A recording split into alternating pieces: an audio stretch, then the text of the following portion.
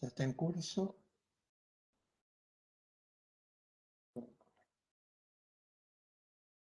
Vamos a desarrollar, hoy vamos a estar cerrando el tema que involucró las últimas clases, que es el tema de nuestra perspectiva, la perspectiva del diálogo. Nos extendimos para tratar de desarrollarla con el mayor detalle posible. Y hoy vamos a trabajar un poco más puntualmente con dos autores dialógicos que hicimos mención en algún momento. Por eso ustedes habrán visto, si consultaron el material de lectura, como no terminamos de desarrollar cuando hablamos de las fuentes del pensamiento dialogal, uno de los autores que subimos que era Kant, lo incorporamos ahora como parte de la última clase. Y vamos a trabajar también con un poquito más de detalle a alguien que mencionamos en las clases anteriores, que es el filósofo español Alfonso López Quintás. Como les comenté en la introducción, cuando hablamos de las fuentes del pensamiento dialogal, este autor, este filósofo viviente español López Quintás, es uno de los que mejor ha ampliado, ha desarrollado nuevas categorías y conceptos siguiendo la línea del iniciador, del fundador de la filosofía del diálogo, que fue Martin Buber. Es un acierto enorme el trabajo hecho por López Quintás a lo largo de una innumerable cantidad de obras. Hay muchísimos textos, yo subí una pequeña referencia. Son libros muy interesantes, pero son extensos. Y traté de buscar algo que sintetizara sus líneas fundamentales en pocas palabras. Entre otros libros tiene y son recomendables, por ejemplo, La cultura y el sentido de la vida, Vértigo y éxtasis, La manipulación del lenguaje, un número importante de libros y sin número de artículos, todos referidos a la filosofía del diálogo o a la filosofía del encuentro, como él lo llama. El término que él utiliza constantemente y permanentemente es del encuentro. ¿Qué tiene de particular, de interesante, fuerte y novedoso la lectura de López Quintás? Por un lado, y en primer lugar, habrá que tratar su teoría del conocimiento. Él primero intenta despejar muchos problemas e inconvenientes que había con el conocimiento de su época. Acuérdense del auge de la ciencia, la aparición de muchas ciencias, sobre todo con mucha fuerza las ciencias físico-matemáticas y las naturales. Entonces, él trabaja una teoría del conocimiento que llama metodología. ¿Por qué habla él de metodología? Porque dice que lo importante del pensamiento personalista, del pensamiento existencial y del pensamiento fenomenológico, que luego él va a hablar como pensamiento dialógico, rápidamente una nota de cada uno. Recuerden, una nota de cada uno: el personalismo, la idea de persona, en contraposición a la idea de cosa; el existencialismo, la idea de vida concreta, de realidad concreta, existente, para no caer en la masa o lo que hemos llamado en algún momento en la perspectiva genérica. La perspectiva fenomenológica, una manera de acercarse a la realidad, por ejemplo, como lo marcaba Heidegger y Husserl, que eran pensadores filósofos alemanes que fueron los iniciadores del movimiento fenomenológico existencial, y cuyo lema era a las cosas mismas, o dejemos hablar a las cosas mismas. Dejemos que las cosas, entendidas como realidad, nos muestren, según la manera en cómo nos situemos frente a ellas, su esencia. Estas son las notas que dice López Quintás, son importantes tomar y reforzar lo que sería el conocimiento. Él ve en su lectura un primer problema. ¿Cuál es el objetivo de López Quintás? Dice que los seres humanos piensen con rigor y generen ideales elevados de unidad que les permitan desarrollarse de manera creativa. El punto de partida es tratar que los seres humanos pensemos con rigor, descubramos nuestro ideal, es un ideal de unidad, va a decir él, y a partir de este pensar con rigor, descubrir nuestro ideal, que es el ideal de la unidad, crecer y desarrollarnos de manera creativa. Este es su leitmotiv, pero dice, hay una dificultad básica e inicial, punto de partida, poco que no ha sido notada, que pasa desapercibida, pero que impregna toda la manera de entender la realidad de los últimos siglos, y que dice él es equivocada por reduccionista, por parcial. Tratemos de precisarlo.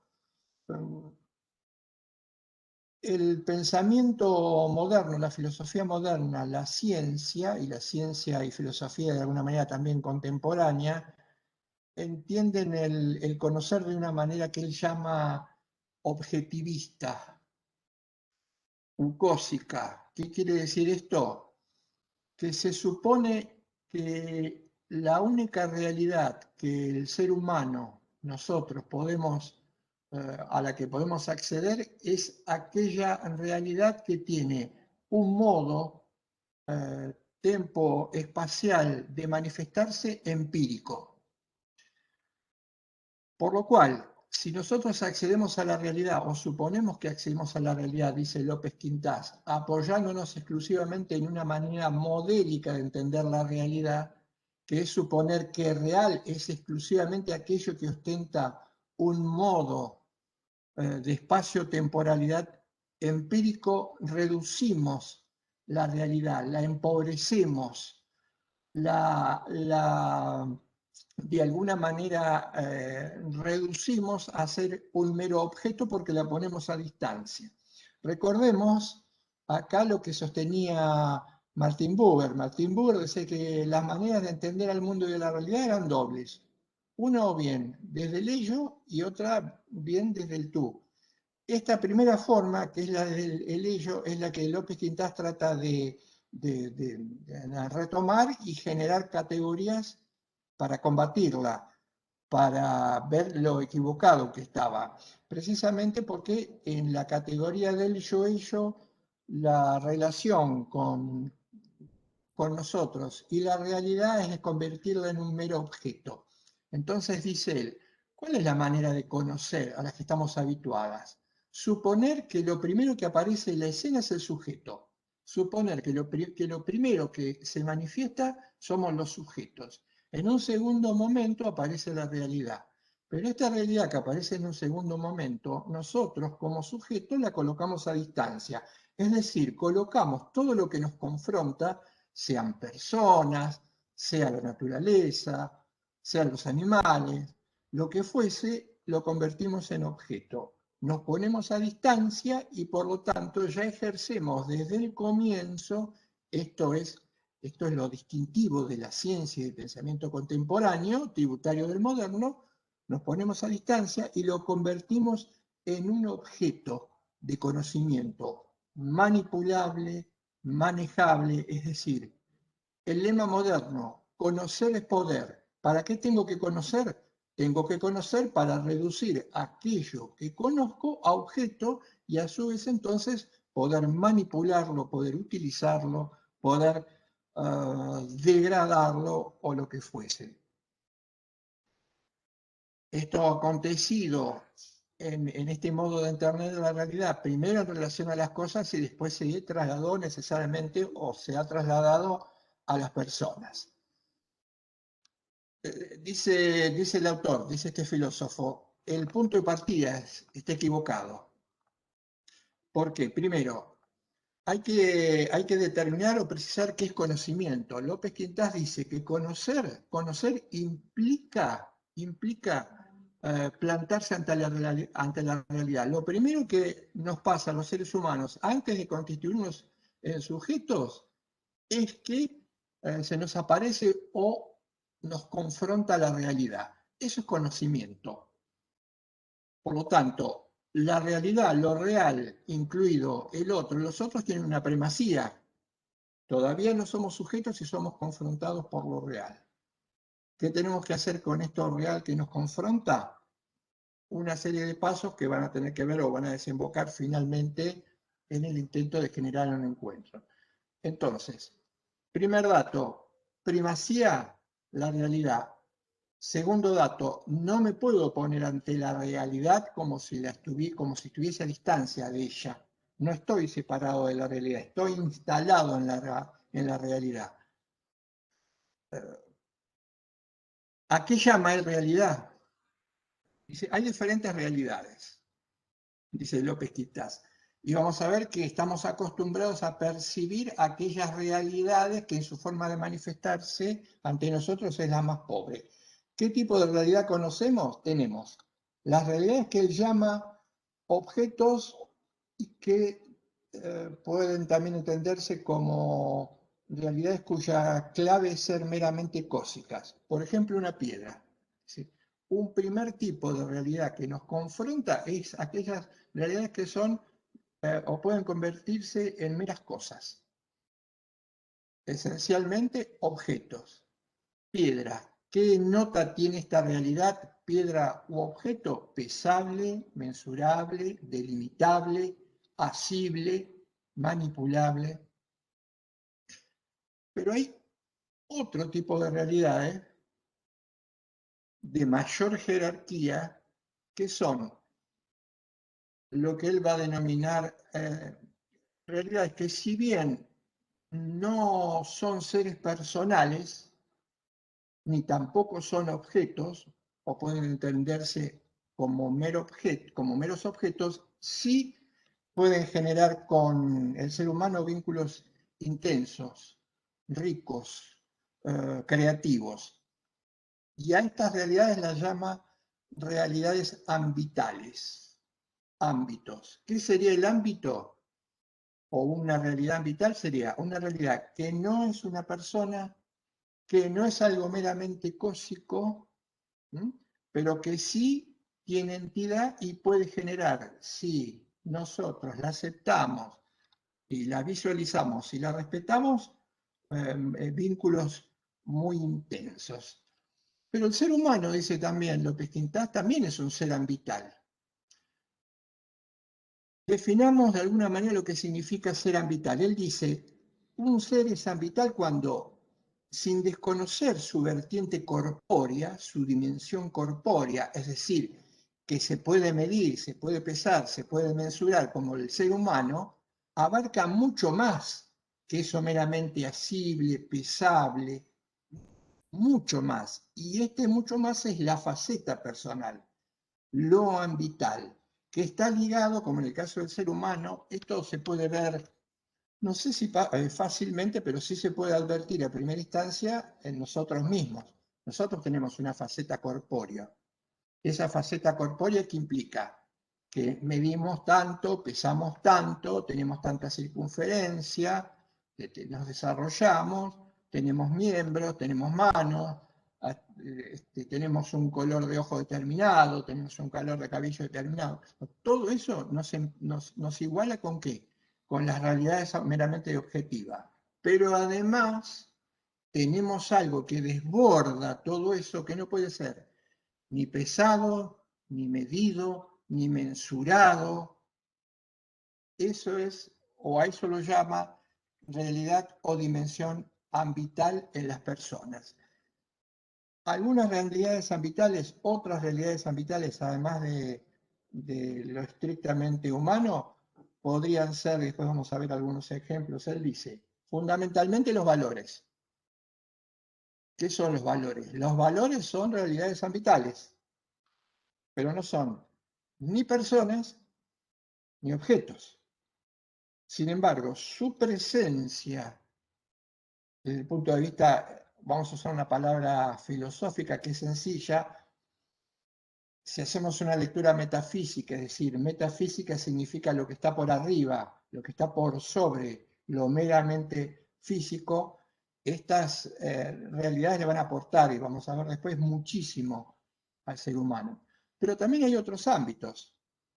Por ejemplo, fíjense, él habla, López Quintana es un filósofo que trata de reunir en sus explicaciones muchos ámbitos. Por ejemplo, él dice el ámbito religioso, el ámbito ético, el ámbito estético. Pone un ejemplo muy interesante. Dice, supongamos que nos encontramos, estamos en presencia de un piano, dice López Quintana, para que veamos un ejemplo concreto de cómo tenemos acceso, llegada de manera inminente a estas realidades. ¿Qué sería un piano? En un primer nivel o en un nivel básico de conocimiento o al nivel del conocimiento científico y filosófico moderno y parte del contemporáneo, el piano no es más que un objeto que ocupa un lugar, tiene cierta densidad, tiene cierto tamaño, cierto peso, que incluso puede estar en algún lugar arrumbado, supongamos soportando una biblioteca por arriba. ¿Qué función juega este piano? Dice, aquí el piano tiene una dimensión meramente objetiva, cósica. Es algo que está ahí y que se une de manera tangencial o se juxtapone a otra cosa. Por ejemplo, si pusimos unos libros, un pequeño bibliorato arriba. Pero el piano, dice López Quintás, también puede ser entendido, conocido o aprendido en un nivel superior. ¿Por qué? Porque es algo ambital. ¿Qué significa que sea algo ambital? Es algo que de alguna manera nos invita, dice, a participar con él, a generar un vínculo y que este vínculo sea creativo, permitiendo que yo desarrolle ciertas posibilidades y a su vez el instrumento por sí mismo me ofrezca las suyas y crezca. ¿Y esto cómo se produce? Cuando yo toco el piano, cuando toco una obra, cuando leo una partitura. Al tocar el piano se convierte en un ámbito, es un ida y vuelta, me ofrece posibilidades, ya no es una cosa, un objeto, es algo que me permite generar al unísono con el instrumento la partitura.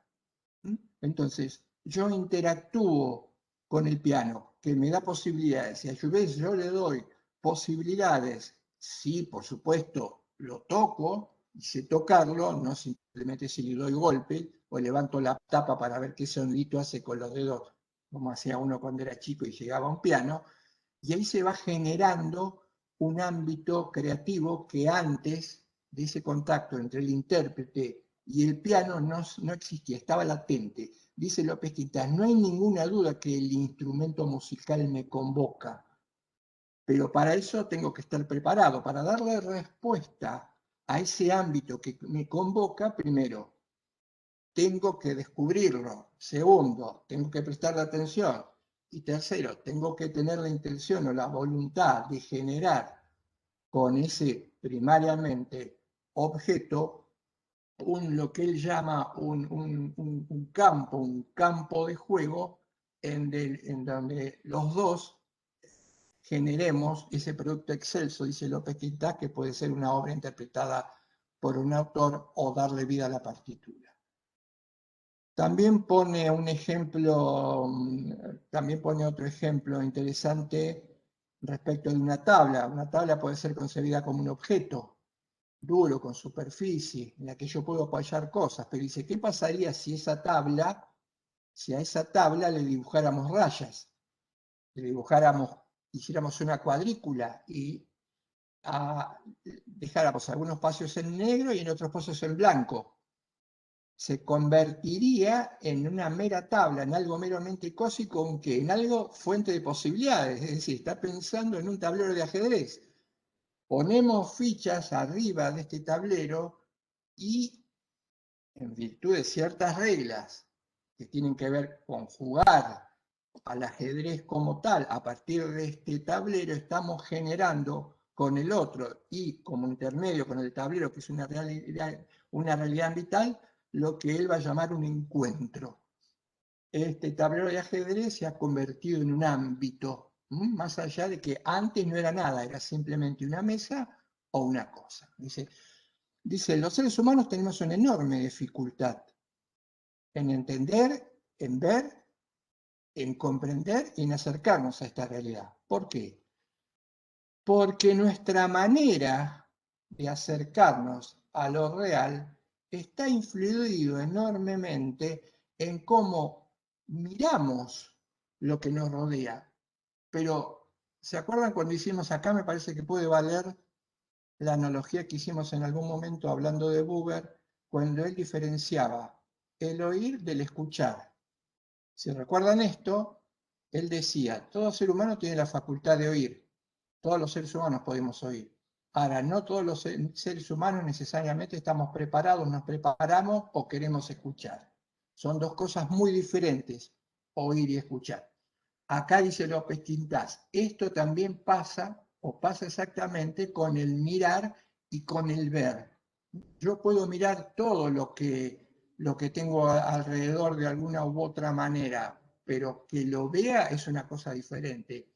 Si lo veo es que le estoy concediendo, le estoy dando un lugar fundamental en mi percepción que luego me permite verlo como un ámbito, como una realidad personal, como una realidad ambital en el caso del piano, del juego del ajedrez o incluso con elementos del entorno. Buber hablaba también, él tomaba la idea que la actitud hacia lo otro adecuada también tenía que plasmarse, también podía plasmarse en el ser humano respecto de animales y plantas. Y esto es una idea que si bien López, esto es muy interesante porque es fuente de pensar cosas como lo están haciendo ahora, contemporáneamente diferentes. ¿Por qué?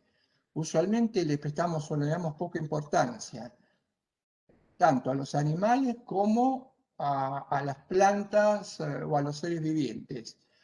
Y hoy en día lo que se sostiene, y ya lo marcaba Buber, yo puedo relacionarme con otra realidad, por ejemplo, con una realidad viviente, aunque no personal, animal, también, como si se tratara de un otro con el cual me puedo vincular, o como si se tratara de un otro del que puedo aprovecharme, utilizarme, encerrarlo, manipularlo, matarlo y luego consumirlo. Y en el caso de la naturaleza, él decía, no es lo mismo, dice Buber, no es lo mismo confrontar con un árbol realmente, entonces uno ve que es un producto de la creación viviente, que mirarlo de una manera meramente cósmica y suponer que para lo único que puede servir es para madera y para calentar una chimenea, o bien para talar enorme cantidad de bosques y el desequilibrio ecológico, porque el árbol es simplemente un poco de madera que pesa y puede ser motivo de una ganancia económica. Fíjense hasta qué punto esta idea de López Quintás que critica, viene de la mano de lecturas, si se quiere, ecofilosóficas, y ya no ponemos tanto la cuestión en el hombre mismo, por lo cual si no seguiríamos arrastrando el viejo defecto de la modernidad, es decir, el antropocentrismo. Estamos siempre en el centro, no importa que hablemos en sentido individual o dialógico, siempre estamos en el centro y todo lo que después gira de manera periférica, sino que compartimos un mismo lugar, una misma situación con todo lo creado y no somos ni más ni mejores ni estamos en una escala superior, sino que conformamos un ecosistema que por supuesto como ecosistema tiene que funcionar. Y tal vez no hacer tanto hincapié en las diferencias. Yo reconozco que muchas veces cuando uno habla, lo digo puntualmente, la lectura de estas visiones necesariamente fuerza a pensar un poco mejor, a veces uno pone, o yo pongo o he puesto muchas veces el acento en el hombre y tratando de distinguirlo inmediatamente, jerárquicamente, separarme del animal. No de la manera equivocada como hizo la modernidad, diciendo que lo que diferenciaba al hombre y lo potenciaba y lo ponía por arriba de los animales era la racionalidad, pero aun cuando esto lo hubiésemos dejado de lado, ponernos en un lugar diferente. Por ejemplo, eh, como decía Martin Buber, los animales no tienen lenguaje, se quedaron en el umbral del lenguaje, pero nada obsta a decir que ellos pueden generar con nosotros vínculos intensos en donde estén presente la emocionalidad y todo lo que nosotros vemos que aparece en un vínculo con otras personas. ¿Mm? Claro, reducidos al rol de una mera mascota, como hemos reducido en general en este mundo contemporáneo los animales, estos no pueden percibirse más que nada como, digamos, seres de segunda categoría. Por ejemplo, iba a aparecer el especismo. En un curso anterior alguien me hizo una acotación muy valiosa, diciendo que cuando uno intentaba jerárquicamente separar poniéndose en el centro y en un segundo lugar a los animales, a los más seres de la creación, podía caer en el especismo. El especismo es una manera de discriminación como el sexismo, como el machismo, como el androcentrismo. ¿Mm? Todos los seres de la creación están en condiciones, como decía Buber y lo retoma López Quintás, de generar un vínculo y un encuentro entre ellos. Tal vez con diferencia de matices en función de algunas notas que tenemos los seres humanos, pero además con otras realidades que nos superan, porque los valores son realidades en sí mismos, si quiere, tanto más ricas en su complejidad que el propio ser humano. Y acá pasa, dice López Cristás, lo mismo que pasa cuando uno conoce la realidad. Los valores se nos muestran permanentemente, nos invitan, como decía Buber, nos apostrofan. Por supuesto que el valor no es alguien que va caminando por la calle con una B en el medio que dice valor. Los valores aparecen, están presentes en la realidad. ¿Dónde los encontramos? Son realidades, dice López Quintás, superobjetivas, es decir, su soporte es algo objetivo, algo que tiene una dimensión espacio-temporal, un modo empírico de existencia. Pero el valor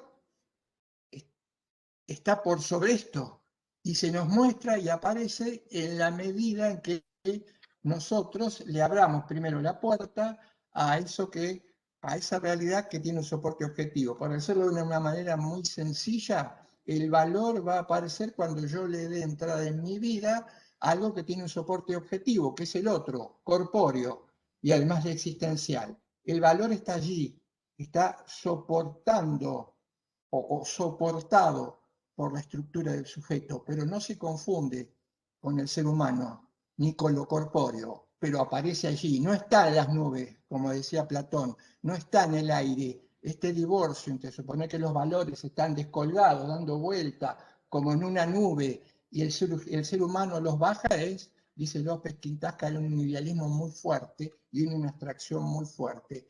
El valor es lo más concreto y lo más real, en la medida en que podamos percibirlo, que podamos verlo, y para verlo primero tenemos que dar lugar a otras realidades. Si no le damos entrada a estas otras realidades, ver el valor y hablar de los valores será simplemente un juego lúdico, al que no vamos a llegar eh, a ningún destino.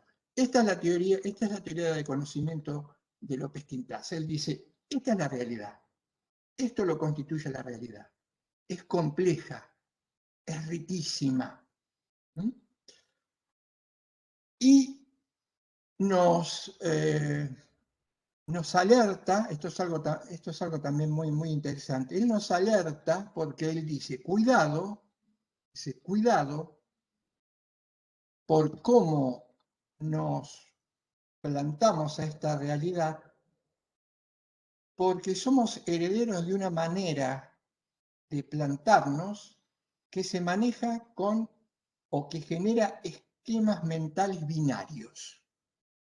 Dice López Quintás, los esquemas mentales con los cuales los seres humanos estamos acostumbrados a manejarnos entre nosotros y al confrontar la realidad son esquemas mentales que pueden convertir a todo aquello que lo confronta en objeto. Y pone un ejemplo, dice, ¿qué son los esquemas mentales? Los esquemas mentales son binarios, son palabras.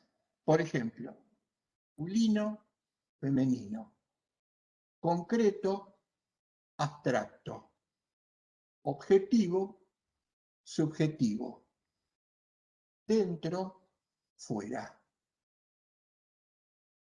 Y muchos más, después incorporaremos otros. ¿Estos esquemas qué sirven? Estos esquemas sirven para leer la realidad. Pero estos esquemas, cuidado, no están puestos a la par, dice López Quintás. No tienen el mismo valor. Tienen una posición jerárquica. ¿Qué quiere decir que tienen una posición jerárquica? Que se los ha puesto de izquierda a derecha en base a un criterio que los distingue por el mayor o menor valor, y el mayor valor suele convencionalmente estar del lado izquierdo y el menor valor suele estar del lado derecho. Por supuesto, esto no se promociona, no se nos dice a nosotros, miren que los esquemas mentales, las palabras, el lenguaje que utilizamos, más allá de que nos damos cuenta de esta binariedad, implica, cuidado, que acá hemos hecho un pase de magia y hay una jerarquía. Esto no se dice. Entonces, el valor o la palabra que está colocada a la izquierda inmediatamente tiene un mayor peso, mayor fuerza que la segunda, a la que queda subordinada.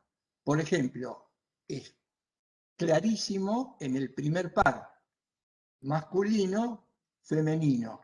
También es clarísimo en el segundo par, con alguna aclaración. Por ejemplo, concreto y abstracto. ¿Por qué? Se dice, hay que darle mucha importancia a lo concreto porque es de mayor valor supuestamente que lo abstracto. Y lo abstracto, como abstracto, suele ser o termina siendo irracional. Otro par que menciona López Quintás, muy interesante, razón-emoción. ¿Cómo juega este par? Razón-emoción, por supuesto, dándole un papel más importante a la razón y disminuyendo, minusvalorando a la emoción. No hay ninguna duda que los pensadores modernos y muchos de los contemporáneos ensalzan la razón y reducen la emoción a algo que no tiene importancia, algo que de alguna manera es, si se quiere, cuasi instintivo o primitivo. Entonces, ¿qué sería lo correcto, lo adecuado? Y aquello que viene de la mano de la razón. Ojo, aquello que viene de la mano de la emoción, y aparece el objetivo y subjetivo. ¿Qué sería lo objetivo y lo subjetivo? Lo objetivo sería aquello que está y podemos ver por arriba del sujeto. Y lo subjetivo sería aquello que nace o surge dentro del sujeto. Por lo cual, si hay algo que uno puede percibir como diferente por fuera del sujeto, es más importante que lo que el sujeto pueda expresar como parte exclusivamente de su propia experiencia. Por eso, en filosofía, usualmente, lo subjetivo suele ser tachado de negativo y también de irracional, y lo objetivo suele ser considerado como lo elevado, lo cierto, lo filosófico, lo intelectual. Y él dice, ¿y, y cómo inciden en nuestra cabeza estos esquemas mentales? Porque acuérdense, lo que pretende López Quintás es que pensemos con rigor, ayudar a que los seres humanos pensemos con rigor y descubramos cuál es nuestro ideal para después ser creativos. Y él dice, hay un obstáculo fuertísimo acá para pensar con rigor. ¿Por qué? Porque este binarismo se presenta en oposición. ¿Qué significa que se presenta en oposición? Que los dos términos se excluyen. ¿Y qué quiere decir que se excluyen? Que uno tiene que optar por uno o por el otro, pero también inconscientemente ha asumido que optar por uno o por el otro implica optar por lo que está a la izquierda y no por lo que está a la derecha. ¿Por qué? Por ejemplo, lo que está a la izquierda es racional, lo que está a la derecha es emocional. Entonces, hay un dilema. ¿Qué es más importante, la razón o la emoción? La respuesta del hombre moderno y contemporáneo, la razón. Como dilema, se excluyen mutuamente. Hay una oposición. Fíjense ustedes, esto surge como una reflexión en función de leer lo que sostiene López Quintás. Fíjense ustedes que usualmente estamos llenos de estos dilemas. Casualmente, y ya que pensar filosóficamente, pensar en ciencias sociales, tiene que serlo siempre como seres situados en función del contexto. No estamos pensando el ángel, el sexo de los ángeles, sino cosas concretas, puntuales, reales, que tienen que ver con lo que nos pasa. Hay hoy por hoy una dicotomía, algo que se presenta como dicotomía de manera conflictiva, en dilema, que es lo público y lo privado, que es otro par de conceptos que dice López Quintás son fundamentales para entender el mal manejo y acercamiento de la realidad que tenemos los seres humanos. ¿Qué pasa con lo público y lo privado? Se genera un combate, una batalla. Combate lo público con lo privado. Y en esta batalla, entre lo público y lo privado, el que tiene que vencer o el que debería vencer es el que jerárquicamente por su ubicación es superior. Pero además, mucho más cuando hay oposición. Por ejemplo, si lo vemos como usualmente lo manejamos, lo público sobre lo privado. Todos estos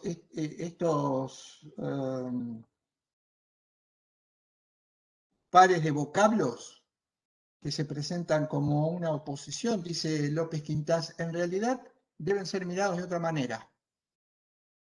Pueden explicar la realidad, pero no están enfrentados. No es un dilema. Entre ellos hay un contraste, dice López Quintás. Estos esquemas implican un contraste. ¿Qué quiere decir que implican un contraste? Que se integran, que tienen un mayor o menor peso según la perspectiva y la situación de la que se trate, que se amalgaman, que se vinculan, que pueden interactuar, que implican diferentes facetas de un fenómeno complejo, pero no que se combaten entre ellos, que se anulan, o que tiene que ser uno o que tiene que ser el otro, o que uno es mejor que el otro. Dice López Quintás, para pensar con rigor, primero hay que entrenarse en ver cómo todos los esquemas mentales que usamos habitualmente, los que estamos acostumbrados, no se nos conviertan en un dilema. ¿Por qué? Y se convierten en un dilema, ¿por qué? Porque se convierten, porque el que detenta el poder, el que busca el poder, lo que trata de hacer es manipular. Dice, no hay mejor manera de manipular a la sociedad o a los seres humanos que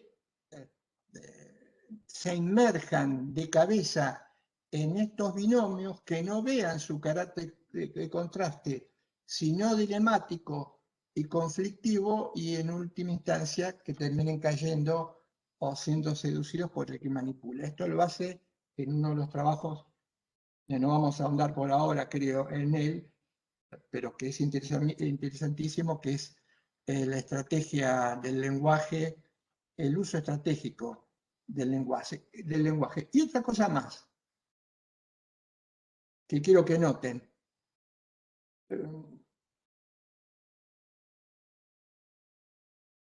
Si ustedes me permiten, voy a volver a un ejemplo porque quiero retomar algo que estuvo ausente en mi análisis. No soy el único, hay millones de seres humanos que en sus análisis no se han percatado de esto, pero creo que hoy en día es esencial, por supuesto también es esencial para el derecho. Y que ahora o a partir de ahora se tiene que convertir, se va a convertir en un ejemplo de referencia para mirar todas las cuestiones, porque creo que si no las estaba mirando mal, que es la perspectiva de género. Y voy a tomar el ejemplo del primer par, masculino-femenino. Claramente, en este par masculino-femenino que se supone iguala a los dos miembros que participan, está escondida una jerarquización. Cuando digo una jerarquización estoy diciendo, y acá estoy remarcando, algo que se generó en algún momento por alguien, alguien generó o construyó esta separación y en la distinción dijo jerárquicamente lo que está a la izquierda es superior a lo que está a la derecha, y además llevó algo, a la invisibilización. Fíjense, López Quintás dice, ¿qué nos pasa a los seres humanos? Miramos pero no vemos. Entonces uno podría preguntarse, ¿cómo hablamos de la invisibilización? ¿De la invisibilización de quién? Si yo no uso anteojos y veo y no me choco con nada cuando camino, la invisibilización de la mujer. Pero ¿cómo puede ocurrir esto? Si yo la veo una mujer. El problema, diría López Quintás, y muchísimos filósofos actuales y filósofas mujeres actuales, el problema es que lo miro pero no lo veo, porque me han enseñado a que cuando el sujeto percibe algo, siempre la percepción es en función de un horizonte y una figura. ¿Cómo aprendemos a ver, a mirar a través de un horizonte y una figura? Entonces nos enseñan a que en un horizonte, cuando empezamos a ver y a mirar desde pequeño, aparecen ciertas figuras a las que le damos un sentido significado. Esto significa que vemos, agudizamos toda la visión en eso que nos están mostrando qué es lo que tenemos que ver. Pero hay otras cosas que no nos las muestran, aunque está, y que después no la vemos. Esto significa, aunque parezca paradójico, que a la mujer nunca la hemos podido visibilizar con mucha dificultad en tiempos anteriores. ¿Resultado de qué? Resultado de esta jerarquización, de este esquema que además, por supuesto, como dije hoy, jerárquicamente desplaza, sin decirlo, a la mujer y hace que sí, la miremos, pero que no la veamos, que la invisibilicemos. Creo que sí, una palabra larga y difícil. Pero además otra cosa, fíjense cómo están encadenados los esquemas mentales. Porque yo digo, masculino, femenino. López Quintás usa este ejemplo y otros con todos los esquemas binarios. Pero además digo razón y emoción. ¿Cómo se encadenan masculino, femenino con razón y emoción? La razón, izquierda, derecha. La razón va con la columna de arriba, masculina. La emoción va con la columna de la derecha, la mujer. Por eso, históricamente, a la mujer se le ha concedido un papel subalterno, entre otras cosas, porque se dice, y que tiene razón, los que tenemos razón somos nosotros, los hombres, masculinos. La mujer es afectiva, es la emoción. Pero claro, razón y emoción, emoción en un sentido subordinado. Por ejemplo, López Quintás hace mención cuando habla de este tema al nivel psicológico y dice, no por algo, no de casualidad, no trasnochadamente, no porque cayó de algún lado, toda la ciencia y la psiquiatría moderna, dice Freud, habla de la histeria como una enfermedad que solo puede descubrirse o solo puede ser soportada por la mujer.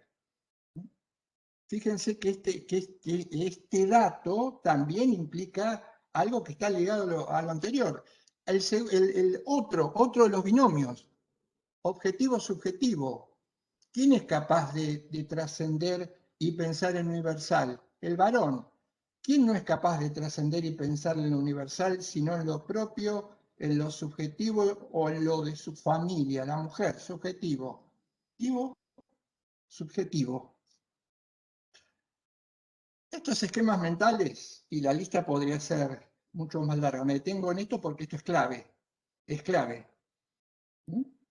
Estos esquemas mentales son los esquemas mentales que informan de alguna manera a una cultura como la nuestra, a una cultura contemporánea como la nuestra. Dice López Quintas, ¿qué tenemos que hacer? Primero, darnos cuenta que acá no hay un dilema, no hay un conflicto, hay un contraste.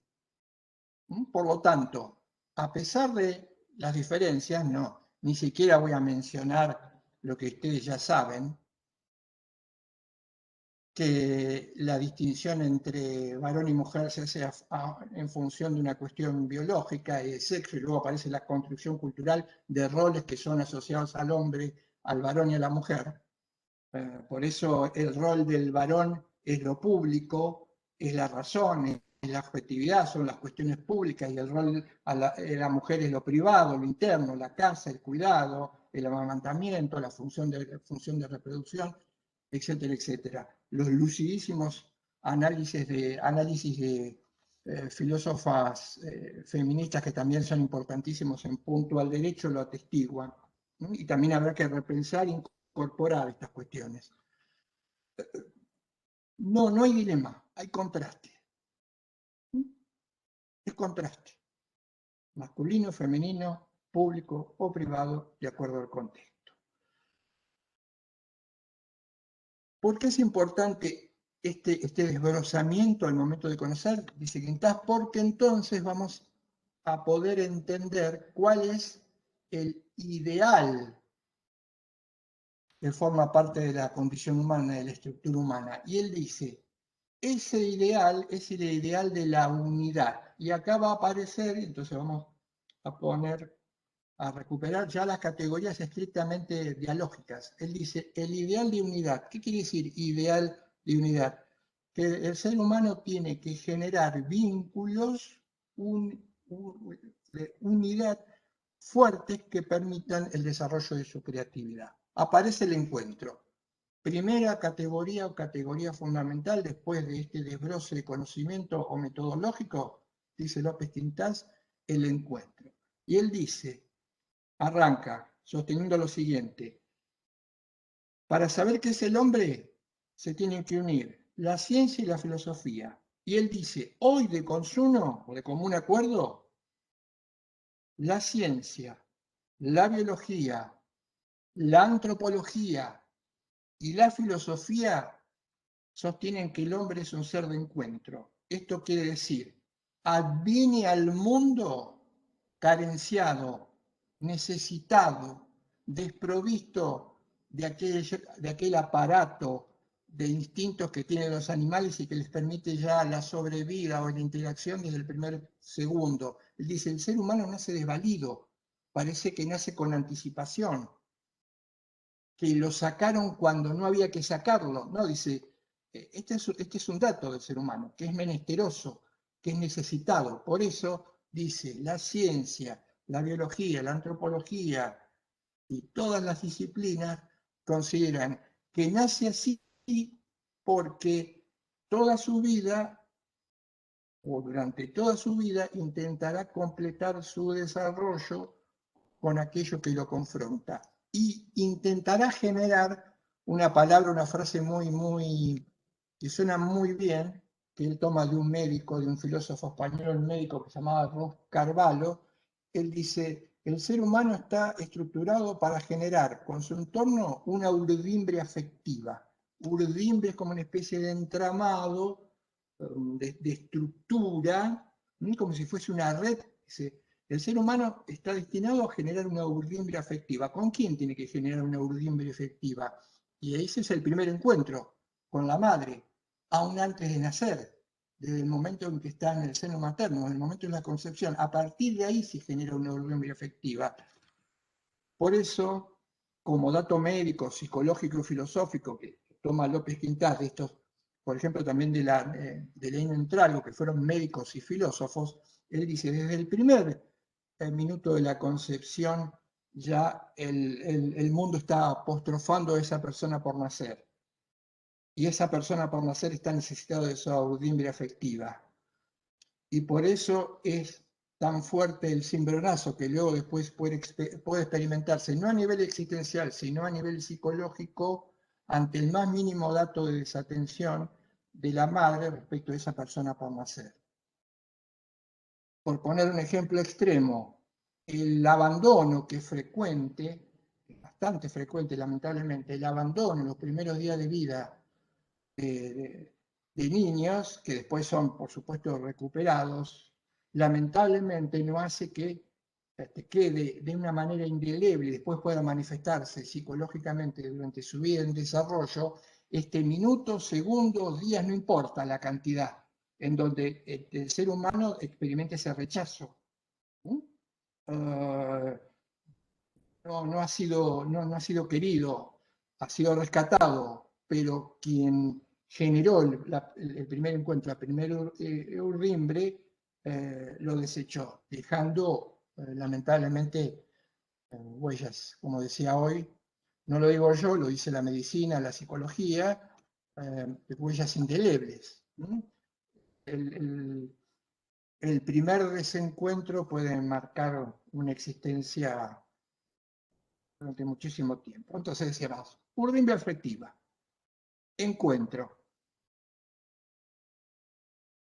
¿Quiénes se encuentran? Realidades ambitales. Realidades que cuando se encuentran pueden generar espacios mucho más amplios o ámbitos mucho más amplios que los excedan. Incluso que puedan ir generando la incorporación de otros sujetos hasta pasar de encuentros interpersonales hasta la generación de una comunidad, hasta la generación de comunidades. Ojo, en todos estos autores, comunidad no es lo mismo que sociedad. Sociedad tiene un enfoque gregario o sociológico. Comunidad es otra cosa. ¿Qué permite el encuentro? ¿Qué es lo que permite el encuentro? Y acá dice algo interesante, explaya López Quintás tomándolo de Google. Dice, hay una distancia originaria entre los sujetos. Uno podría pensar, si estamos hablando de encuentro, si vamos a hablar de vínculo, y arrancamos proponiendo como punto de partida una distancia originaria entre los sujetos, no, dice López Quintás siguiendo a Google. Esto es clarísimo e importantísimo. ¿Por qué?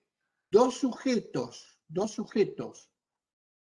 que se enfrentaran el uno con el otro sin tener una distancia originaria previa, lo que implica que van a poder vincularse a posteriori, significaría que podrían llegar a fundirse, a fusionarse. Si los sujetos no tuviesen originariamente una distancia entre ellos, que va a evitar la fusión, la confusión, el empastamiento, que los va a hacer singulares, esto no podría después permitir un ulterior encuentro. Lo que se generaría serían fusiones, amalgamas, sin distinciones. Dice López Quintás, los seres humanos muchas veces cuando no perciben el ideal de unidad que los convoca, generan vínculos con el entorno de carácter fusional, por ejemplo, lo que él llama el erotismo en el vínculo amoroso en una pareja, que lleva a niveles de fusionales muy intensos, que son juxtaposiciones en última instancia de objetos o meramente corpóreas, olvidando el significado, como dicen todos estos pensadores, el significado que tiene la sexualidad en punto al desarrollo o al crecimiento personal. Esta distancia originaria es lo que va a permitir que después estos sujetos entren en relación, se vinculan entre sí. Entonces va a decir él, entonces, el otro, cualquiera sea, absoluto, persona, un objeto ambiental, naturaleza, entorno, él dice, el otro va a ser distinto, pero no distante. Sin dejar de ser distinto, puede llegar a ser cercano. ¿Por qué? Acá aparece una categoría importante en el encuentro, que es la presencia. ¿Cómo se llega a la presencia? ¿Cómo me hago presente? Dice López Quintás. Sí, percibo al otro como distinto, pero no distante, sino como próximo. Distancia, de cercanía. No lo invado, no me invade, no me fusiona, no se fusiona conmigo. Ahora, dice él, cuidado, la distancia de cercanía, la cercanía entre ámbitos, no implica la mera o simple proximidad. Acortar distancia, estar el uno al lado del otro, lo dice todos los geniales pensadores dialógicos, pero López Quintás también, el estar uno al lado del otro puede no generar, dice, incluso durante toda una vida ningún encuentro. Se supone que porque estoy cerca, porque estoy al lado, porque tengo vecindad, porque no hay distancia o separación entre nosotros de más o menos metros, estos generan encuentros, dice López Quintás. Esto puede, incluso él da ejemplos, pueden haber existencias en común en donde haya habido cercanía durante toda esta y no haya habido un encuentro jamás. Pone el ejemplo, trato de abreviarlo, de una charla que él tuvo con un alumno.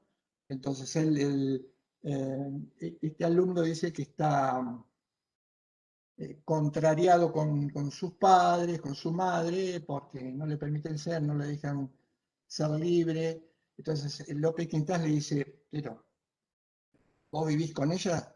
¿Con ellos? Sí, yo vivo con ella. Entonces dice, pero no, esto se tiene que superar, este conflicto tiene que superarse. Dice, ah, no, le contesta el joven. No, en eso no hay problema, en eso no hay problema. Eh, yo me encuentro todos los días con mis padres y con mi madre, porque paso al lado de él, los saludo y ellos me tocan cuando me voy a realizar mis actividades. Entonces ahí es donde López Quintás le dice, todo esto no implica generar un vínculo de cercanía o proximidad con el que estás conviviendo, con el que tenés enfrente, porque para que esto sucediese tendría que haber un espacio. En el ejemplo no lo había, un espacio para conocer los problemas del otro, ayudarlos a resolverlos, vivirlos, potenciarlos y entenderlos. Si este es un esquema que puede explicar lamentablemente el deterioro de los vínculos humanos contemporáneamente hablando, bajo la supuesta égida de una familia, López Quintás lo describe muy lúcidamente. Pero además, dice él, la presencia, que es distancia de cercanía, distancia de perspectiva. La generosidad, ¿qué implica generosidad? Como otro dato del encuentro, rápidamente. Dice López Quintás, generosidad implica estar disponible. Generosidad implica descentrarme, salir completamente de mí mismo y volcarme. Por eso se habla, los autores pensadores lógicos hablan de don. Yo me tengo que donar. Y cuando me dono, no busco, ni espero, ni puedo recibir, ni puedo exigirlo una contrapartida, porque está la idea de gratuidad. Me acuerdo siempre que Héctor hablaba en las clases, él utilizaba el término gratuidad. Un encuentro, un vínculo auténtico, tiene esta idea de gratuidad. No es un intercambio. Te doy, me das. Te doy esto, me das aquello. No te doy esto hasta que no me des esto, que es la actitud estratégica que solemos manejar los seres humanos de la convivencia, lamentablemente. O voy hasta donde veo que como un partido de ajedrez, ¿no? Pero ya volcándonos estrictamente en el terreno del juego y con las ganas de vencer y de competir con el otro. Voy a moverme hasta donde veo que donde te moves. Si veo que no te moves, yo tampoco. ¿Mm? Acá aparece la idea de gratitud y la idea de generosidad. Dice, él reconoce que es bastante difícil estar disponible para otro, donarse, porque esto que lleva un inmenso riesgo, pero este riesgo no lo puede anular nadie humanamente hablando. Encontrarse realmente implica un riesgo, porque implica desarmarse, implica mostrarse, implica tornarse vulnerable, implica mostrarse como tal, no hablar en tercera persona. ¿Mm? No hablar de todo en tercera persona, no historiar, no generar a través del lenguaje como, como, como, como instrumento para el encuentro meramente reportes periodísticos, hablar en tercera persona o hacer descripciones como si se tratara de un informe periodístico. Por eso, como lo decía cuando hablé al comienzo, la dificultad que tiene una sociedad como la nuestra, una cultura como la nuestra, en donde el silencio juega un papel absolutamente subordinado y el oír supera la escucha, es, por supuesto, hasta diría altamente aleatorio suponer que esta actitud es algo que puede generarse fácilmente. Dice López Quintás, el encuentro exige muchísimo, dice él.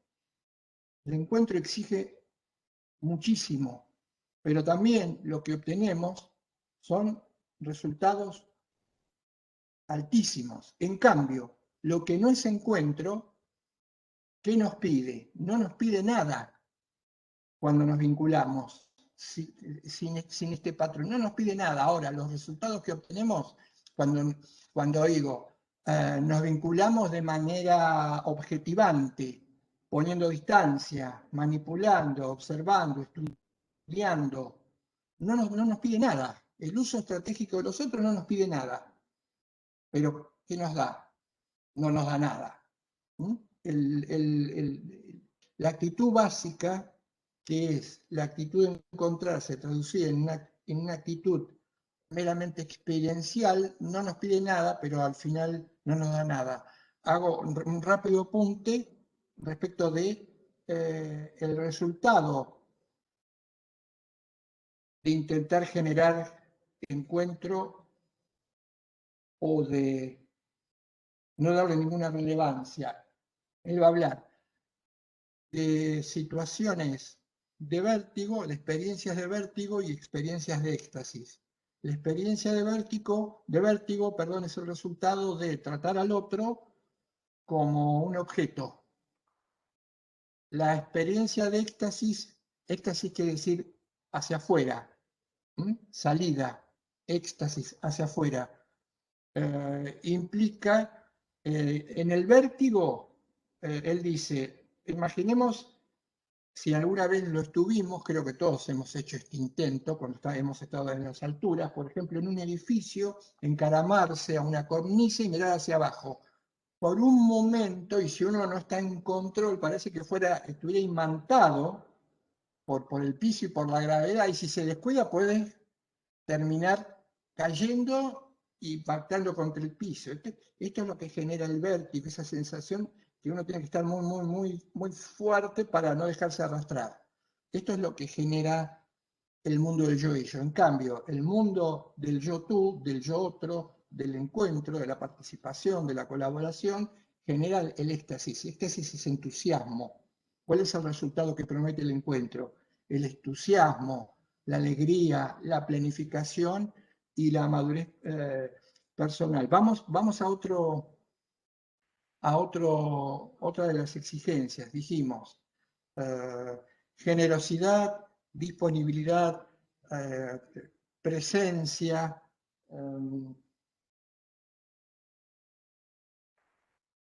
creatividad.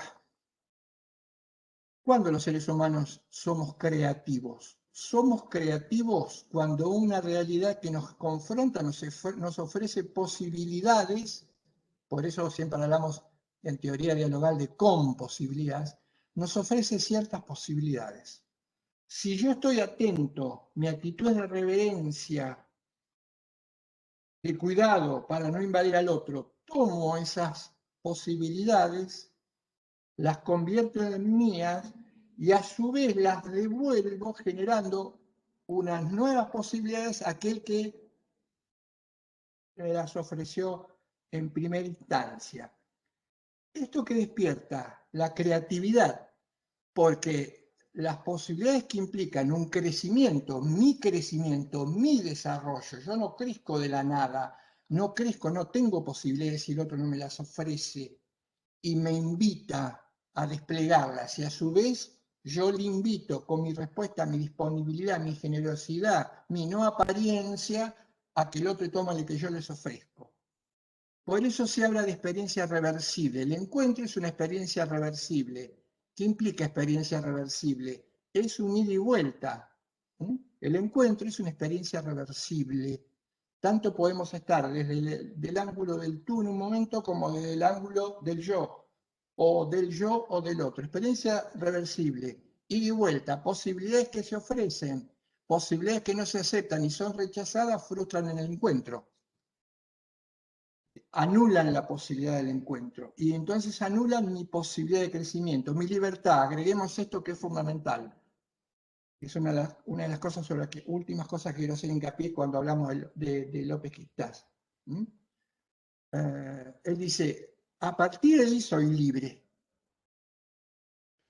Y soy libre en un nivel mayor, en un nivel más amplio, un nivel 2, dice el de realidad, que podría serlo en el nivel más básico de la libertad, que es el nivel 1, que él dice que es la mera libertad de movimiento. Entonces él dice, lo que Quistás dice, analizado con rigor, el fenómeno de la libertad presenta que la libertad tiene varias dimensiones. ¿Cuál es el problema? Los seres humanos, equivocadamente, cuando hablan de libertad, sin saberlo, sería pedir mucho que lo supieran cuando no saben siquiera el concepto de libertad, lo que quieren decir por libertad, cuando nunca agregan nada después de la palabra, se está moviendo en el nivel más básico, que es la capacidad de movimiento. Suponer que la libertad es poder ir de acá para allá, de aquí para allá, de aquí para allá, que no se me cruce nadie, porque si se me cruza alguien, está obstaculizando mi libertad.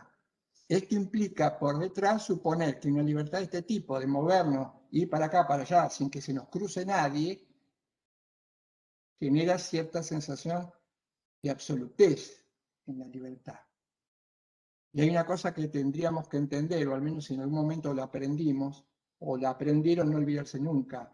Los valores, las posibilidades humanas no son absolutas. En este sentido, son relativas, no relativizables. ¿Por qué? Porque al mismo tiempo que yo quiero realizar una acción y decidir sobre ella y ser responsable, tengo que darme cuenta que hay otra persona que me confronte, que también quiere actuar, quiere decidir y quiere ser responsable. Por lo tanto, mi libertad no puede ser el resultado de desconocer completamente y totalmente, hasta anularla, las posibilidades del otro aunque sean diferentes. Porque no es absoluta. Y otra cosa más, a la facultad nos va a tener que enseñar y en algún momento, espero, ustedes hagan uso de ella, según la función que cumplan, que los valores pueden generar conflictos. Hay conflictos, pero ¿esto qué implica? Que tenemos que saber que hay que ponderar valores y la ponderación implica que ningún valor es absoluto. No partió. Y dice, yo primero, a mí no me ponderen con ningún otro valor, porque yo estoy ante cualquier otro. La ponderación, hay que ponderar, pero ponderar es un trabajo difícil, porque ponderar implica moverse a la luz de los valores, de las exigencias, argumentar valorativamente, éticamente, ponderar. Y si de ponderación se trata, hay una cosa que dice brillantemente un filósofo alemán costarricense que vive en Costa Rica y adoptó la ciudadanía, uno de los mejores en este momento, desde el punto de vista crítico, social y crítico, que se llama Franz Inkelammer. Él dice algo clarísimo. cuando habla de esta cuestión. Y dice, la vida no es un valor, no es un valor, es la condición de posibilidad de todos los valores. Porque si no hay vida no podemos hablar de nada, ni de la pata de la cucaracha, ni del aire. Dice Franz Inkelhammer, entendámoslo, la vida es la condición de posibilidad de todos los valores. Sin vida no hay nada, por lo tanto, la vida no es un valor más. Es lo que condiciona y permite la posibilidad de todo lo otro. Por lo tanto, la conclusión es muy sencilla, pensando con rigor. Cualquier cuestión que en última instancia tenga que confrontarse a la vida, a su posibilidad, a su desarrollo o a su peligro, tiene que ser ponderado teniendo en cuenta las circunstancias del caso y retroceder ante el valor vida. Esto es algo importantísimo que tenemos que aprender y en algún momento no tenemos que olvidar, sobre todo cuando como operadores jurídicos ejercemos funciones del más alto nivel. Tomarnos el trabajo de ponderar, pero además a partir de este dato filosófico, metafísico, llámenlo como quieran. La vida es la condición de posibilidad de todo lo demás. Si no tengo vida, no puedo caminar, no puedo pensar, no puedo estudiar, no puedo comer, no puedo jugar, no puedo tener relaciones familiares, no puedo formar una familia, no puedo trabajar, no puedo crecer, no puedo viajar. Si no hay vida, esto no se puede hacer. Eso es pensar con rigor.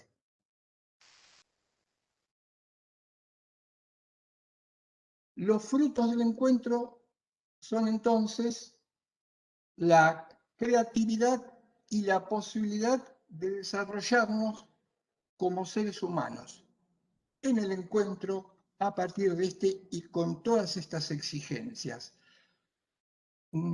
Tratando de sintetizar la idea de López Quintás.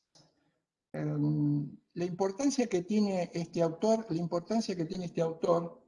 es, más allá de su versatilidad y que escribe sobre diversos planos, perdón, se encendió una alarma en mí, me faltaba completar, terminar el desarrollo. Volvamos al tema de la libertad. Me faltó eso. Hay una libertad auténtica, si quiere, que es en un segundo nivel o en un nivel más alto, más jerárquico, dice López Quintás. Esta libertad es la denominada libertad creativa, que es el resultado posterior del encuentro. La libertad es el resultado, o puede serlo, no necesariamente, del encuentro con otro, no es el punto de partida. Esta libertad creativa que hace que se generen, dice él, modos intensísimos de unidad, ámbitos intensísimos de interrelación, que permite que florezcan todas nuestras potencialidades y capacidades. Esto se llama libertad creativa. Esta es la verdadera y auténtica libertad. La libertad en el segundo nivel, no la libertad en el ámbito de los objetos. La libertad en el ámbito de los autitos chocadores, donde otro no me puede chocar porque atenta contra mi libertad. Por lo tanto, no tiene que circular en el jueguito porque yo tengo que circular libremente y soy absoluto. Bueno, esa libertad pobrísima de primer nivel, equiparable a la capacidad de movimiento de los animales, es completamente desbordada por una auténtica comprensión de la libertad creativa como la que él marca o refuerza. Esta es una libertad, si se quiere, dialógica.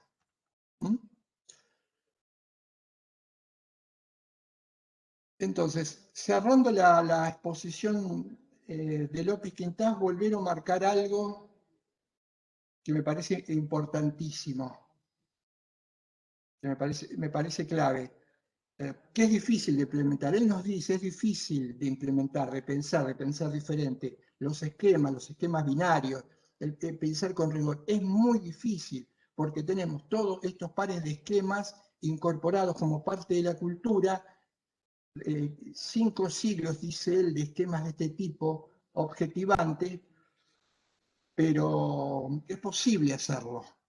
Entonces, esto implica que el ámbito, la ambitalización, tiene que ser el punto de partida en nuestras relaciones cotidianas.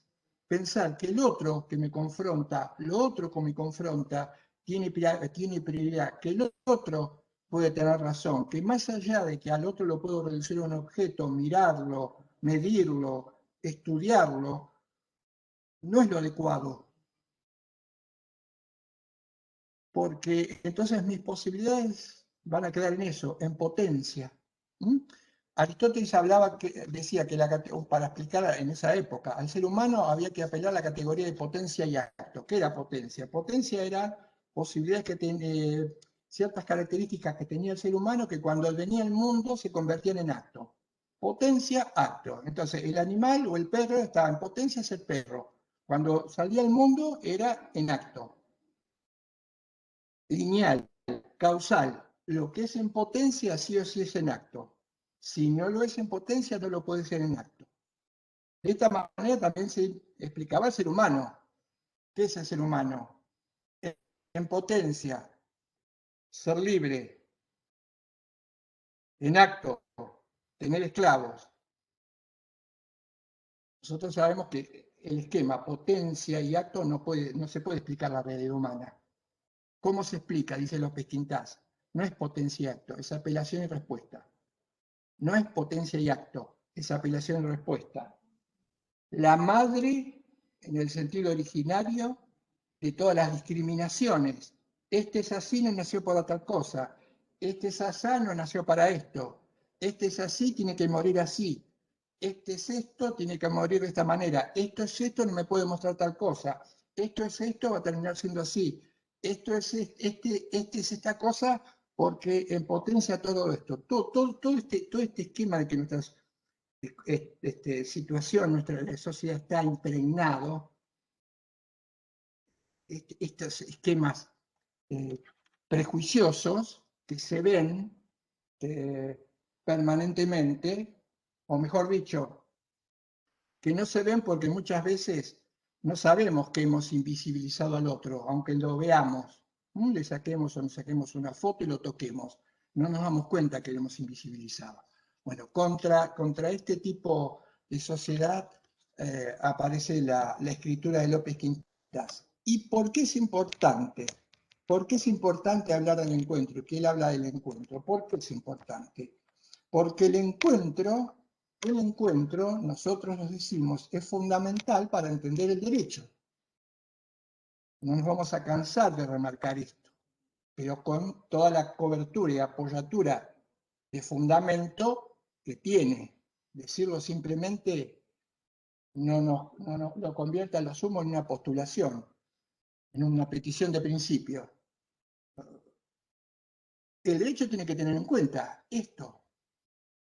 Quiero decir, una sociedad tendría que verse a sí mismo, interpretarse a sí mismo, porque de interpretación se trata, para verse como una sociedad que genera encuentros.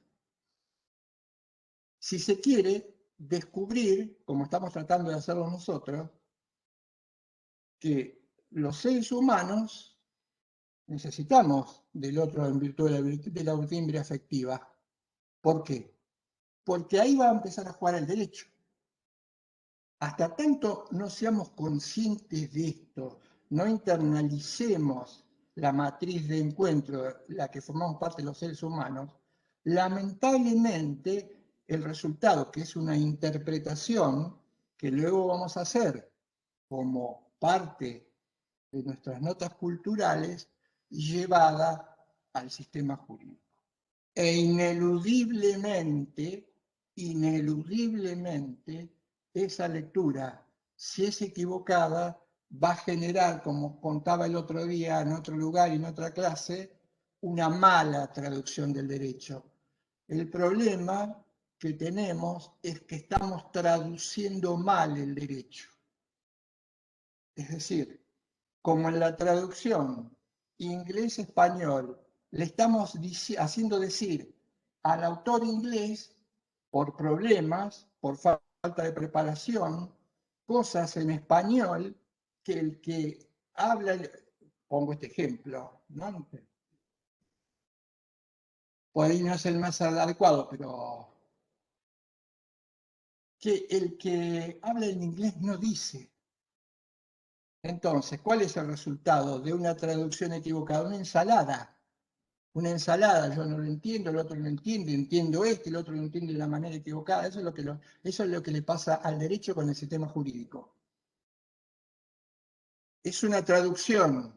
El sistema jurídico es una traducción, no tiene entidad, no tiene una ontología. El sistema jurídico, el derecho no es ontológicamente subsistente, el orden jurídico ontológicamente subsistente como lo creyeron los modernos a partir de la elaboración de los códigos, no es ontológicamente subsistente. Puede ser una traducción pésima del derecho, pésima, como suele serlo. No importa, es pésima.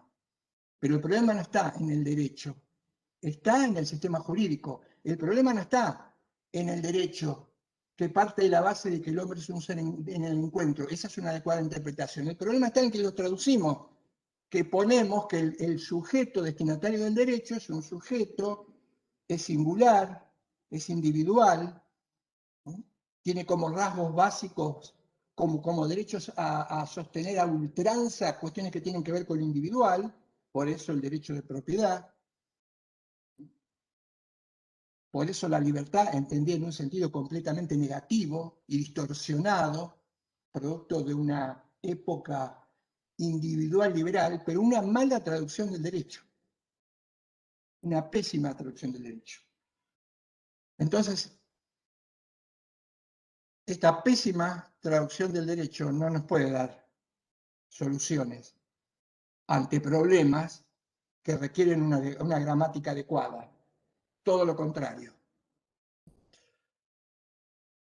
Dejemos entonces a López Quintás y veamos, voy a tratar de hacer en lo posible una síntesis, aunque sea apretada, de otro actor que nosotros consideramos emblemático, que es Remy Quang.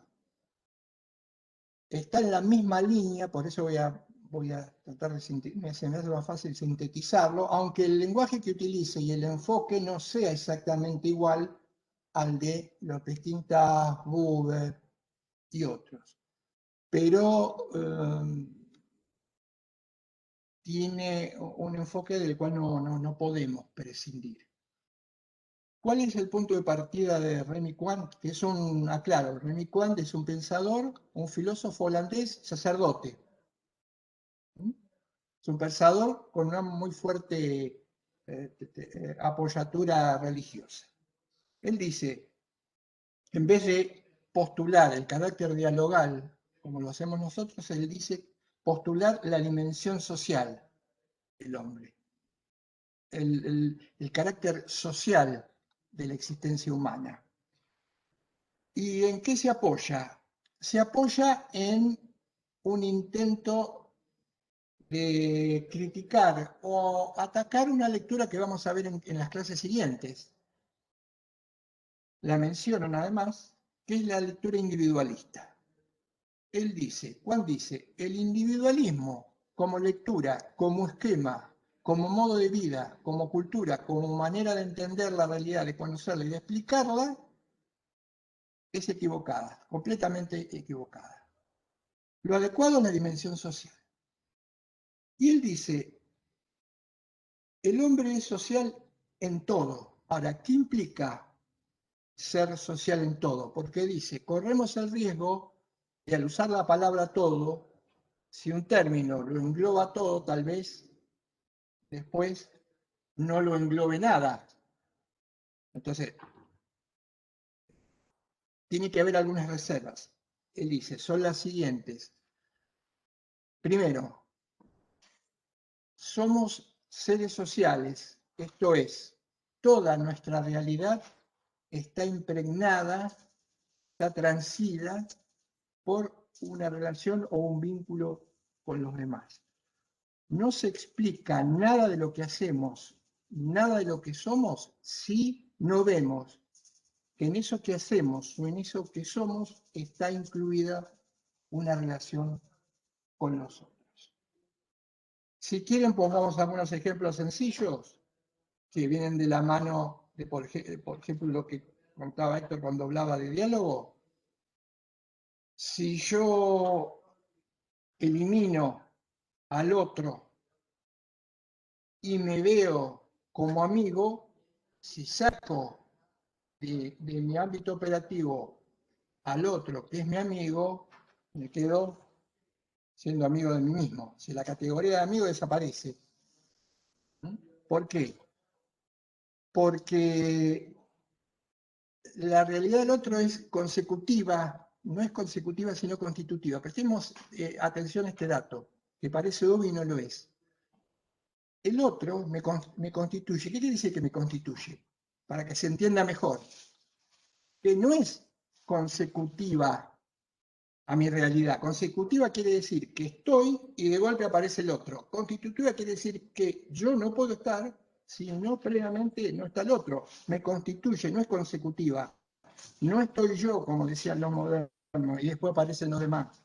Si estoy es porque hay otro interactuando. Si no lo hay, si no hay amigos, ya no puedo catalogarme como amigo, si no hay hijos, no puedo catalogarme como padre, etcétera, etcétera. Todos los ejemplos que vieron muy bien en la clase anterior.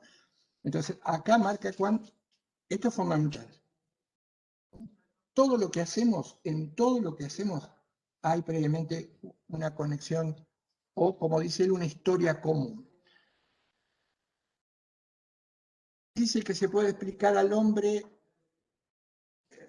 en base a dos puntos de partida que son distintos, pero que después tenemos que volverlos a integrar. Por ejemplo, él dice, somos mediante los otros. Él habla, somos seres sociales porque somos mediante los otros. Y después dice, además somos seres sociales porque somos seres para los otros.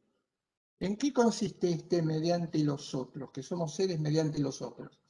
Él dice y utiliza la categoría, traten de recordarla,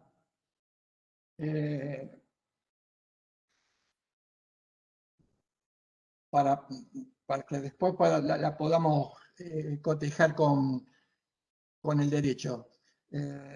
Dice López Quintás, perdón, dice Juan, la categoría del asmo, A-S-M-O, el asmo.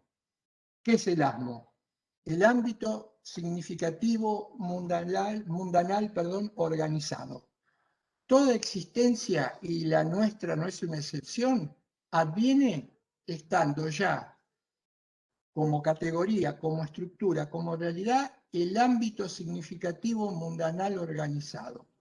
O, dicho de una manera más sencilla, la historia común. O, utilizando un término que Juan utiliza en otros capítulos o más adelante, la facticidad social.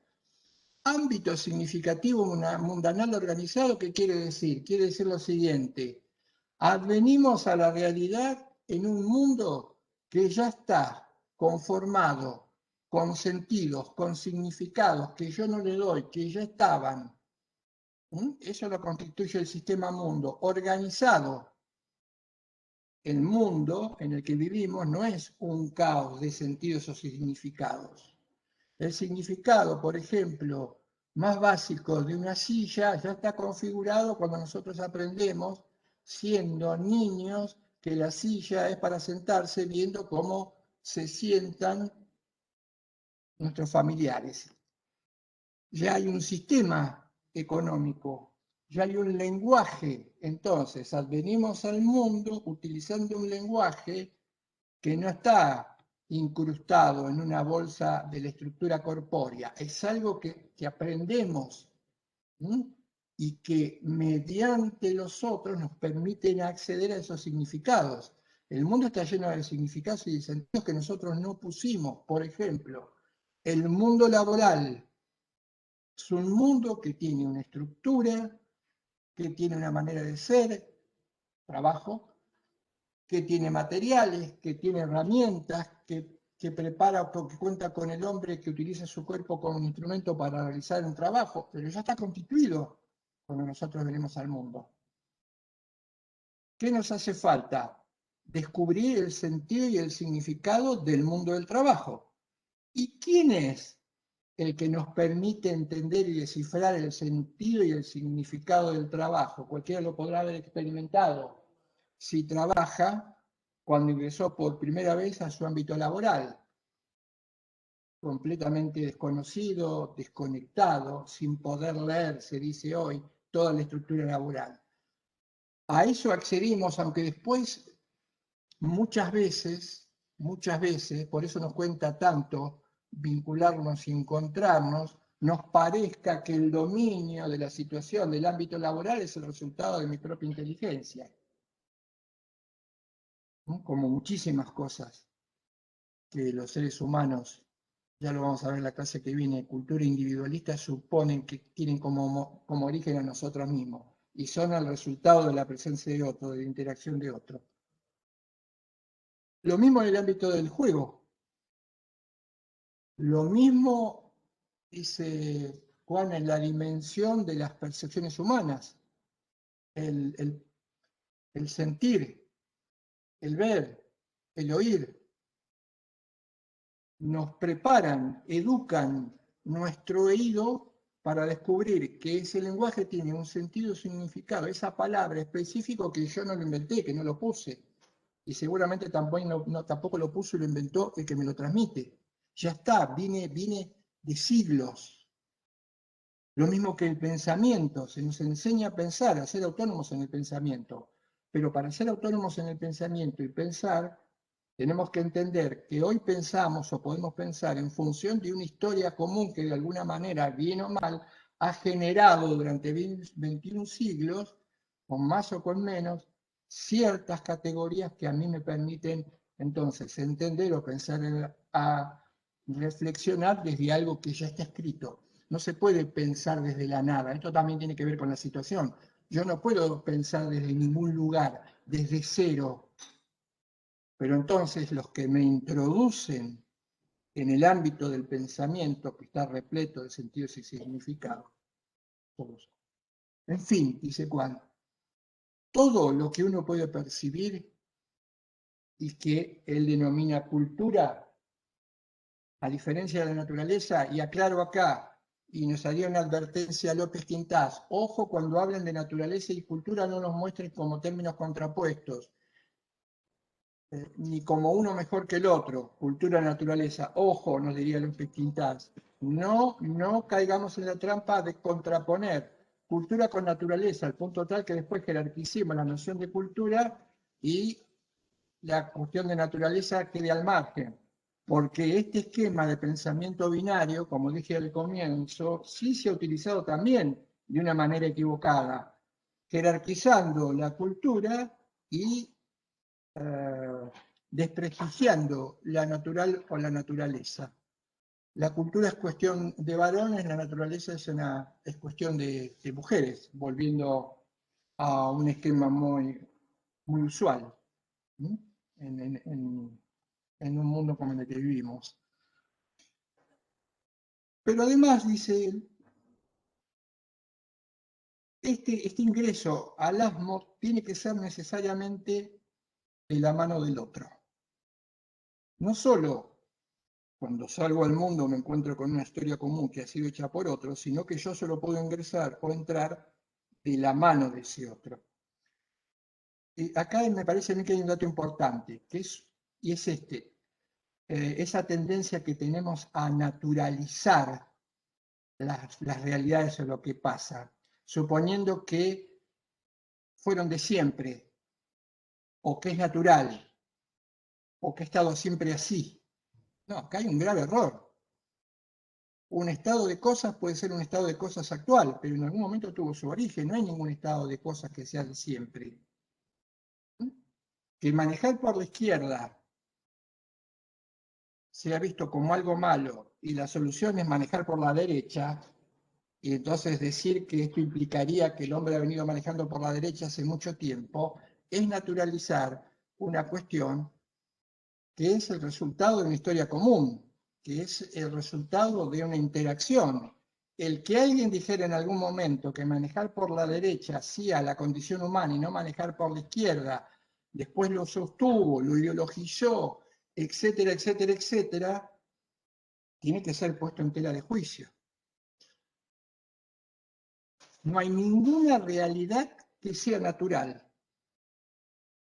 Si por natural entendemos algo que ha sido fijo, que es fijo, o alguien dijo que tenía que ser así, porque esto es dogma.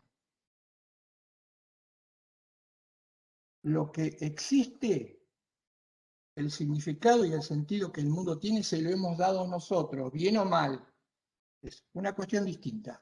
Bien o mal, pero se lo hemos dado nosotros. Por lo tanto, todo sentido, todo significado cultural, y esto nos falta decir Freire, somos una sociedad que todavía estamos lentamente intentando pasar del pensamiento mágico al pensamiento ingenuo, tiene que ser criticada, porque todo es cultural. Todo es el resultado de que alguien en algún momento interactuó y a partir de ahí se originó esto. Sobre todo para un sinnúmero de cosas que hoy se siguen suponiendo que son naturales.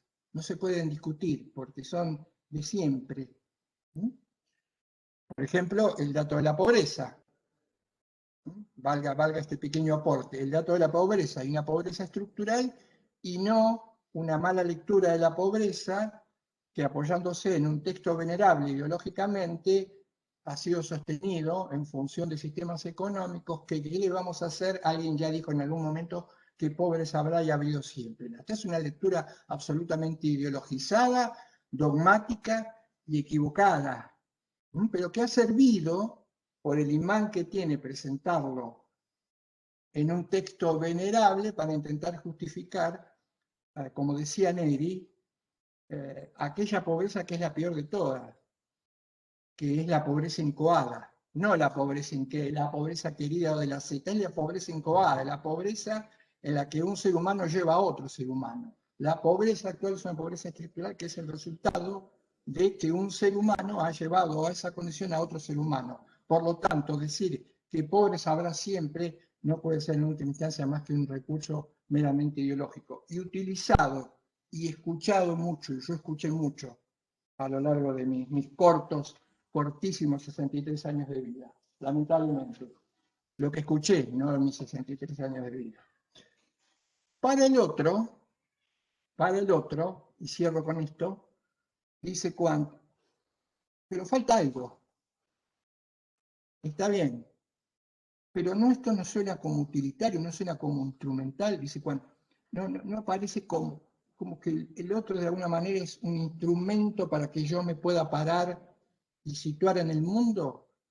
Y él dice, no es así porque esto tiene que ser complementado con lo otro, separado y distinguido pero vuelto a unir. Y es el ser para otro. Y cierro con esta frase que no la leí, he leído muchos, no sé si muchos, he leído algunos autores y no he encontrado una frase que tenga simbólicamente el alcance de esta que pronuncia Juan. Estoy parafraseando, por ahí me falta la coma, una letra, algo. Él dice, los seres humanos somos seres menesterosos, carecientes, somos seres necesitados. Este dato es ineludible. ¿Y qué es lo que necesitamos? Necesitamos que los otros nos permitan ingresar en ese ámbito mundanal significativamente organizado. Pero lo más importante es necesitamos que los otros tengan necesidad de, valga la redundancia, de nosotros o de uno mismo. Necesitamos de la necesidad del otro respecto de mi persona. Esto es contundente.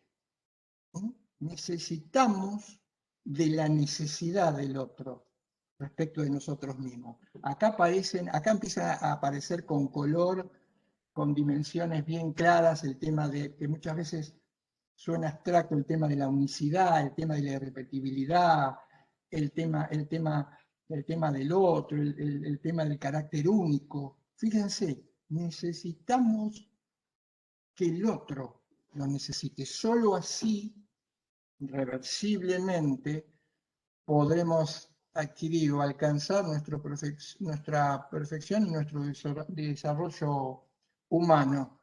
Y diría, ¿qué hace el derecho acá? El derecho que nos pone en una regla, en una fórmula, que usted necesita de que otro lo necesite. No. ¿Saben qué hace el derecho? No, no lo podría hacer. Porque esto implicaría que se lo podría exigir, que se habría. No, ¿saben lo que hace el derecho?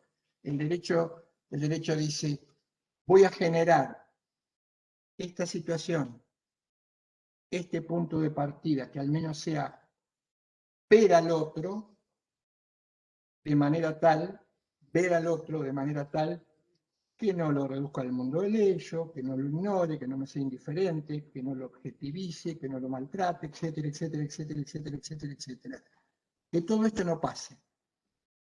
Porque a partir de que si esto no pasa, lo otro se puede generar como vínculo interhumano. Es eso, es un papel comparado con lo otro, entrecomillado, bastante pobre, pero fundamental. Fundamental. ¿Por qué? Porque si el derecho no hace esto, si el derecho no hace esto, o cuando lo hace, no lo hace bien, es probable que esa promesa, como diría Héctor, esa promesa que genera que seamos personas, se incumpla. Y que yo, en vez de, aún sabiéndome estar destinado al otro, no me interese, reniegue de querer necesitar al otro, como muchas veces hacemos, no importa, me las arreglo solo, no necesito de nadie, ¿no? Ese falso orgullo típico del siglo XVII para adelante, no se convierta en un destrato. ¿Hay un defecto? Esto lo va a decir Cota, lo vamos a contar después ya cuando entremos en el análisis del derecho. Cota dice también algo señero, él dice, hay un defecto en el ser humano que va a explicar la relevancia, la importancia y el porqué del derecho. Ya ustedes pueden ir pensándolo, pueden ir reflexionándolo y arriesgándolo en función de lo que venimos contando. Él dice, hay un defecto en la condición humana que es la razón de ser, el motivo fundante del por qué existe el derecho. El derecho, no el ordenamiento jurídico, no el sistema jurídico, el derecho. Bien, en esta apretada síntesis tratado de contar de los autores dialogales o dialógicos que creo son fundamentales para esta parte, para entendernos y después a poquito ir metiéndonos en el mundo de las reglas. Nos falta, que esto lo vamos a hacer en las clases sucesivas, contar la parte negativa, lamentablemente, que son las Una lecturas consulta. que desconocen la condición dialogal del hombre, como son el individualismo y el colectivismo. Esto lo vamos a hacer en las clases que siguen. Pero nos pareció, como decía Analia en la clase anterior, nos pareció más acertado arrancar poniendo todo el peso, el énfasis en nuestra condición para que después la lectura individualista y colectivista sea mejor entendida. Lamentablemente lo dice Kant, si bien hoy hay un crecimiento de una conciencia de la socialidad del ser humano, en la práctica, en la realidad, después explicaremos por qué o arriesgaremos una respuesta, el individualismo sigue siendo un leitmotiv dominante en la cultura contemporánea. ¿Hay Carlos, material de algo? Profe, una ¿acá consulta. el sondeo? Sí, te escucho. Carlos, Sí, espera que me querían hacer una consulta. Sí, No, te justo por eso escucho. era. ¿Cómo? Repetímelo que no te escuché bien. Que era justamente por eso, profe, lo de sondeo que le habían dicho. Ah, está bien. Bueno, pensé que me había salido uno de los auriculares. Sí, lo hacemos.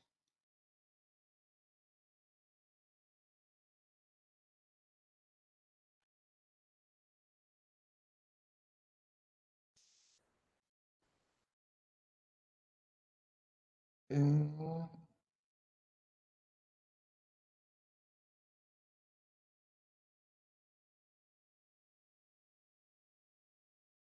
a ver, no me parece todo en blanco.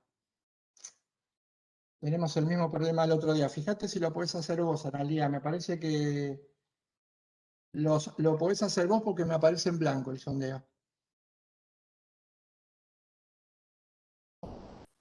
Mari, ¿me ayudas? ¿Y Andy, te aparece a vos la opción de sondeo? Sí, yo Sí. no la puedo hacer porque no me sale. ¿Qué problema? Esperemos que no haya incidido en la grabación esto, que haya recuperado la Sí, eso función. te iba a decir. Ahora, Carlos, vos apareces como coorganizador y Ani como organizador. Claro, por Me eso no parece puedo que hacer el vas sondeo. a, Y me a tener parece que que tampoco, reclamar. y me parece que Fíjate si tampoco, reclamas la función. sí, voy a tratar de reclamar porque si no vamos a desperdiciar la grabación. Sí, sí, tendrías que reclamar de Ahí me nuevo. apareció, Ahí ahí me está. aparece. Bueno, Sí, ahora la grabación la tenés Ahora vos, sí, ¿eh? bien, perfecto, ahora perfecto. tenés que El tener sondeo también lo el tengo yo. sondeo, Carlos. A ver, espérate a ver si me aparece el sondeo. No, el sondeo me sigue. El sondeo no me lo deja hacer. ¿Vos, Ana, Sí, podés? decime, Mari, cómo hago. Si querés, Carlos, perdóname, para que no se vuelva a mezclar, si querés cortar la grabación ahora para que después no haya inconvenientes.